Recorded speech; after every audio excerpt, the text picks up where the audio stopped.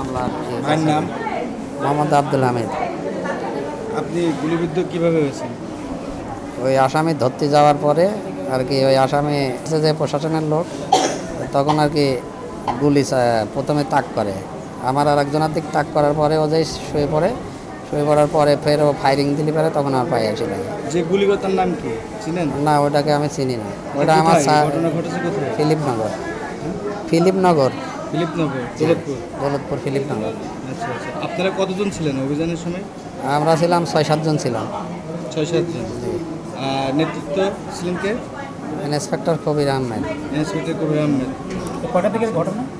ওই 9টা 9:30।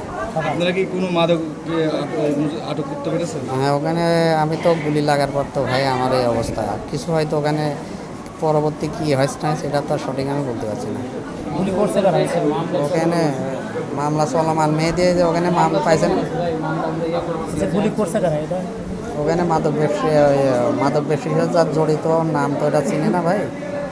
ওই ও আর কি খাতি ছিল, খাওয়া অবস্থায় আমরা যখন ওই সামনে হাজির হয়েছে তখন মানে এই যে আমার এই ভাই ছেলের দিক তাক করে, ঠিক আছে, পড়লি পারে ও 60-এ শুয়ে পড়লি পারে, তখন ও ফায়ার যায় গুলি আর এক দিক করে, তখন এসে আমার পায়ে লাগে। ওকে তো ধরতে পারি নাই। না, ও দৌড় মারছে। ওর অস্ত্র কি ধরতে পারছিলেন?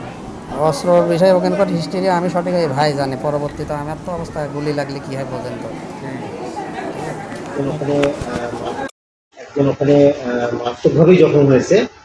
গুলি যদিও এন্ট্রি পয়েন্ট দেখা যাচ্ছে, কোনো এক্সিট পয়েন্ট নাই, ওই এক্সিটে দেখা গেছে যে ভিতরে গুলি আছে আর ফ্র্যাকচার হয়ে গেছে।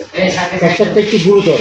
হ্যাঁ, তো এখানে আমরা ম্যানেজ করেছি, কিন্তু রিপোর্ট পুরোপুরি না আসা পর্যন্ত রোগী আমরা রেফার করবো কিনা আমরা খুব সিদ্ধান্ত এখন নিতে পারছি না। তবে রোগীর অবস্থা এখন আশঙ্কাজনক নয় বলেই আমরা মনে করছি। ঠিক আছে।